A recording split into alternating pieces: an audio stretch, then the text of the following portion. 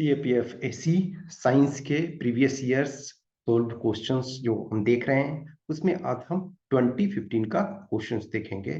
2015 में आपके total 19 questions पूछे गए हैं।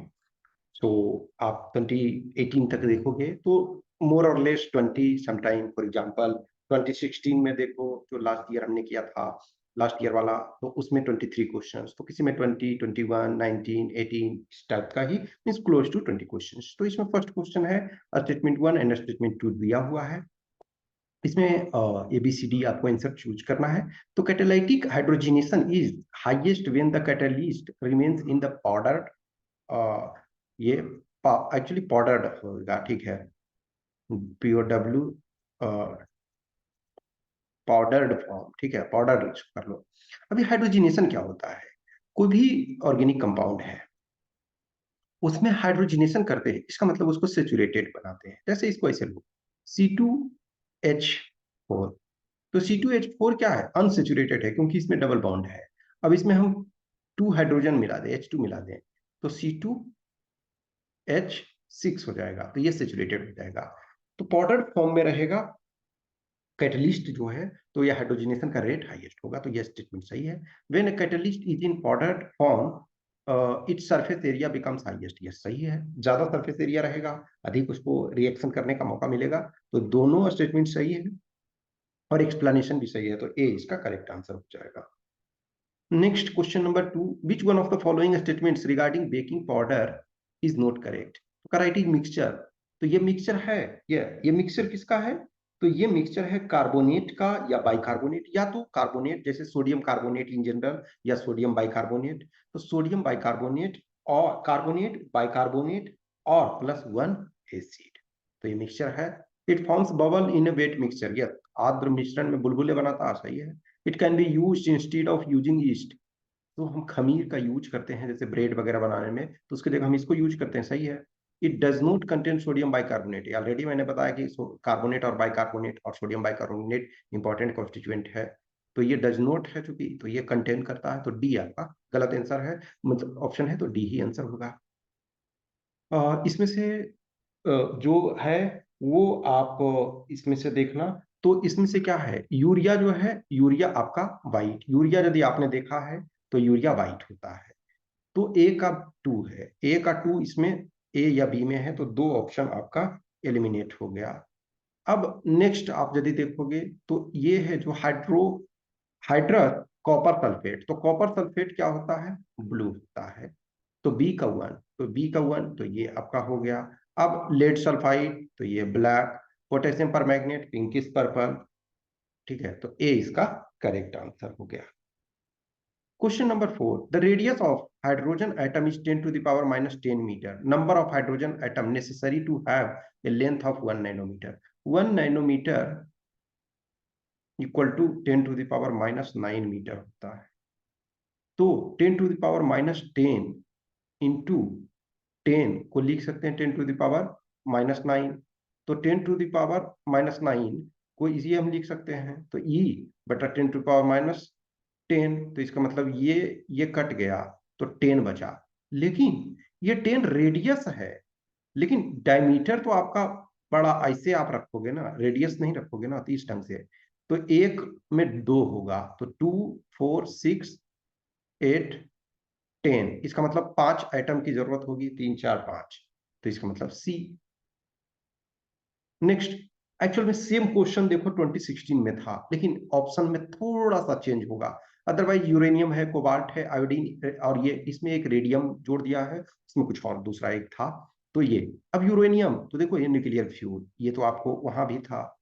अब आयोडीन ग्वाइटर के लिए तो 2 तो आपको मिल गया, ए का 4 आपका बी और सी में है, तो 2 ऑप्शन तो एलिमिनेट कर दिया। अब ये देखो सी का आपका क्या है? 2 है, तो सी का 2 जो है ये किस में है? सी का 2 इसमें है, तो आपका बन गया। तो देखा जाए तो 2016 में, यानी कि रिवर्स है ना, पहले 2015 आया फिर 2016, इसका मतलब 2015 वाला कोई जान रहे थे तो ये आपका आराम से बन जाता, ठीक है। तो फिर आपका कोबाल्ट का यूज किस चीज में हो रहा है? तो कोबाल्ट का यूज आपका ट्रीटमेंट ऑफ कैंसर में हो रहा, और एक बच गया आइसोटेप ऑफ रेडियम, तो रेडियम का ये एक सेकेंड, हाँ, आइसोटोप ऑफ रेडियम, तो रेडियम का ट्रीटमेंट ऑफ सेकेंडरी कैंसर, तो ये आपका आंसर सी हो गया। नेक्स्ट है haemocyanin is on oxygen transport metalloprotein present in some invertebrate animal। Invertebrate का मतलब है कि वैसे एनिमल बीइंग जिनके जो आपके बैकबोन है वो नहीं, तो वो प्रोटीन में, अब ये कॉम्प्लेक्स है क्योंकि आप जानते हो ये बहुत कॉम्प्लिकेटेड, अब उस सिचुएशन में आप पूरे इस ढंग कर नहीं कभी कभी जानते हो, लेकिन हमेशा ध्यान रखो समटाइम यदि रिपीटेड क्वेश्चंस हैं, यदि कुछ ऐसे चीजें हैं तो उसमें आपको करना चाहिए। तो 2 कॉपर एटम्स इसमें होता है, तो ये बी है। Next, which one of the following statement is correct, तो इसमें से कह रहा कि कौन सा स्टेटमेंट इसमें करेक्ट है। तो iron sulphate and copper sulphate crystal have same number of water of crystallisation, no. Actual में देखा जाए तो आयरन का 7 होता है, आयरन में 7 और कॉपर में 5, तो ये बराबर नहीं है। आयरन में आयरन और जिंक, तो आयरन और जिंक दोनों में 7 है, तो ये बराबर होगा। जिंक ये आपका zinc and copper, no, copper में 5, ये इसमें 7, आयरन में आपका 7, कॉपर में आपका 5, जिंक में आपका 7, तो ये अलग अलग है, तो बी आपका करेक्ट आंसर हो जाएगा। नेक्स्ट आपका साइंटिस्ट है, तो एक्चुअल में जो आप देखोगे कि कुछ ध्यान है, कार्ल लिनियस के बारे में हम ऑलरेडी आपको डिस्कस कर चुके हैं, ये टैक्सोनॉमी से रिलेटेड है। तो सी का 2 आपका 2 में है, तो ए और ये पहले एक आप जाने तो बन गया। दूसरा चार्ल्स डार्विन इवोल्यूशन से संबंधित है, तो चार्ल्स डार्विन इवोल्यूशन से संबंधित है, डी का 4, इसका मतलब ये है, तो आपका क्या होना चाहिए, सी होना चाहिए। तो 2 आप जाने तो आपका बन गया। Next, question number 9. It is reported that there is an ongoing decrease in the pH value of ocean water because of global warming. It happens due to, कह रहा कि जो ओशन वाटर है वो, यानी कि कह रहा ongoing decrease in the pH value. Decrease in pH value का मतलब क्या है, एसिडिटी बढ़ता जा रहा। 7 आपका जो क्या होता है न्यूट्रल सॉल्यूशन, तो 7 से नीचे आपका पीएच कम होता जा रहा है, इसका मतलब मोर एसिडिक होता जा रहा है। आप 0.5, 0.71 तो बहुत ज्यादा एसिडिक है, 7 से ऊपर जाता है तो बेसिक, तो इसका मतलब क्या है कि लार्ज अपटेक ऑफ CO2 का मात्रा बढ़ता जा रहा है, उसके कारण ये। Next, the following item consists of 2 statements, statement 1 and statement 2. Examine these 2 statements carefully and select the correct answer using the code given below. ये आप ऑलरेडी जान रहे हो। All the energy received by the earth is from the sun through electromagnetic radiation, yes, ये electromagnetic radiation के form में आता है आपका सारा जो सन का एनर्जी है, तो ये फर्स्ट स्टेटमेंट आपका सही है। सेकंड है, the earth also radiates back all the received energy through various ways to maintain the heat budget of the planet, yes, सही है कि द अर्थ जो है also radiates back all the received energy through various ways to maintain the heat. यदि आप अर्थ जो है यदि थोड़ा थोड़ा कैच कर रहा है तभी तो हमारा ग्लोबल वार्मिंग हो रहा है, पूरा परफेक्ट तो नहीं कर रहा है। लेकिन अर्थ यदि बैलेंस में हो तो पूरे के पूरे रेडियस, लेकिन हम स्लाइटली थोड़ा सा कीप कर रहे हैं, तो वैसे ये है स्टेटमेंट सही है। लेकिन ये इसके कारण ये इसमें इलेक्ट्रोमैग्नेटिक में नहीं आ रहा ना, ये अपने आप में दोनों स्टेटमेंट सही है इंडिविजुअली, लेकिन एक्सप्लेनेशन सही है नहीं, तो आपका स्टेटमेंट आंसर बी हो जाएगा। नेक्स्ट क्वेश्चन नंबर 11, जो इसमें कह रहा है कि ग्रीन हाउस गैस कौन सा नहीं है, तो वाटर वेपर तो है, क्लोरोफ्लोरोकार्बन है, मीथेन है, नाइट्रोजन नहीं, नाइट्रोजन 78% पाया जाता है। यदि ये ग्रीन हाउस गैस होता ना तो बहुत मुश्किल होता, तो डी इसका करेक्ट आंसर है। नेक्स्ट है hydrogen atom present in acetylene, acetylene क्या होता है, C2H2, तो ये क्या होता है, एसिडिक इन नेचर होता है, एसिडिक इन नेचर, तो ए इसका करेक्ट हो जाएगा। 13 नंबर, ये एसिड इसमें से कौन सा नहीं है, BF3 एसिड है, AlCl3 एसिड है, C6H5OH एसिड है, तो ये आपका क्या है, बेस, तो सी इसका आंसर हो गया।